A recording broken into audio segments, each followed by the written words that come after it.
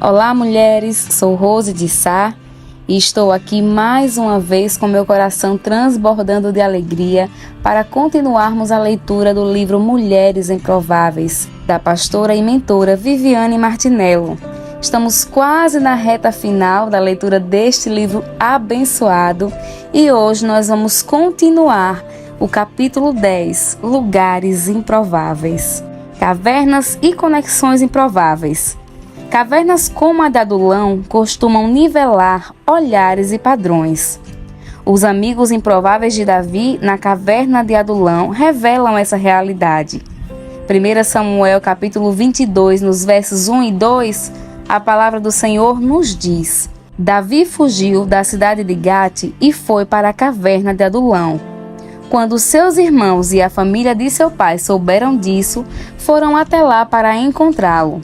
Também juntaram-se a ele todos os que estavam em dificuldades, os endividados e os descontentes, e ele se tornou o líder deles. Havia cerca de 400 homens com ele.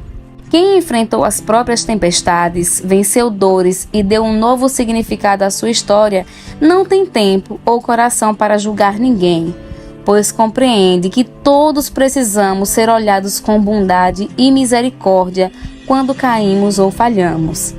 Na verdade, tudo o que precisamos é menos julgamento e mais acolhimento. Há alguns anos, cheguei a ter síndrome do pânico, porque estava passando por um período de muitas perdas, algumas das quais incluíam relacionamentos com pessoas que eu amava muito e julgava não conseguir seguir em frente sem elas.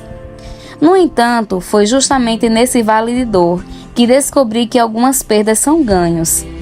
Transformam-se em chaves que destravam o nosso destino. Naquele período eu não compreendia, mas Deus estava construindo dentro de mim uma rede de relacionamentos capaz de apoiar o que viria à minha frente. Aquelas pessoas simplesmente não faziam parte desse novo tempo, desse novo propósito de Deus para a minha história. E eu tampouco fazia parte do propósito de Deus para elas. Deixar ou ser deixada foi a melhor coisa para ambos os lados. Foi como Abraão e Ló tiveram que romper para poderem recomeçar. Quando entendi a dinâmica do céu a esse respeito, o meu coração entrou em paz e fui tomada de gratidão. Passei a estar atenta à rede que pouco a pouco Deus ia construindo através da dor e comecei a entender que alguns finais podem ser novos começos. Como você e eu lidamos com as perdas? A nossa visão a respeito definirá o nosso grau de maturidade. Não podemos olhar para trás, ainda que nos peçam isso. Devemos seguir para o novo lugar que Deus estabeleceu para nós. Podemos estar seguras de que as pessoas serão trazidas por Deus para perto de nós. Quando as portas estiverem fechadas, não as empurre. Mais tarde, você agradecerá por elas. Deus trará para o nosso ambiente novas conexões interpessoais que podem destravar e impulsionar a nossa vida. E é ao lado delas que devemos estar, sendo construídas por meio de relacionamentos saudáveis, não utilitários. Quantas de nós, em algum momento da vida, precisamos de alguém maduro o suficiente para ser apoio, aceitação e correção sábia? Quantas de nós descobrimos que estas pessoas são uma raridade? Sim, Paulo já havia nos alertado. 1 Coríntios 4, no verso 15, nos diz: Pois, ainda que tivessem 10.000 mestres em Cristo, vocês não têm muitos pais, pois eu me tornei seu pai espiritual em Cristo Jesus, por meio das boas novas que lhes anunciei. Olhando dentro de nós mesmas, vemos áreas imaturas que precisam crescer de forma saudável. Muitas vezes queremos ver nos outros aquilo que nem nós mesmas temos. Queremos receber o que não damos. O único caminho é amadurecer e contar com pessoas maduras que nos ajudem. Há uma geração carente de homens e mulheres de Deus, ajustados à palavra, equilibrados e sem intenções escondidas, verdadeiros pais e mães espirituais de uma geração ferida na paternidade, que precisa de uma mentoria responsável e eficaz. Apesar de termos muitos mestres que ensinam isso ou aquilo, poucos têm sido os pais que nos geram para os propósitos de Deus.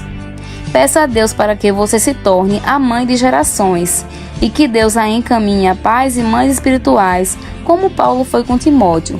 Eles são poucos, mas existem. Toda flecha precisa de um arco.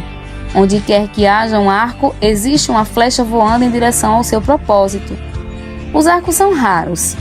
Vejo tantas pessoas travadas, tantas pessoas sem rumo precisando ser lançadas a seu destino. Vejo também arcos resistentes às dobras de Deus. Sim, um arco precisa ser dobrado e está maleável às novas configurações de Deus. A flecha dá propósito ao arco. O arco potencializa o propósito da flecha. Por isso, precisamos de arcos. Precisamos de pessoas que se deixaram ser dobradas, que se submeteram aos processos de Deus para a formação de um coração impulsionador. Deus está levantando arcos em nossa nação. Todo arco um dia se sentiu perdido no meio do processo. Ficou um tempo sem entender o período de ser dobrado para lançar flechas.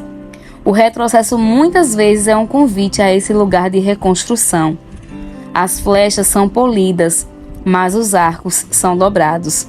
O que define um arco e sua eficácia é quanto ele deixa Deus tratá-lo.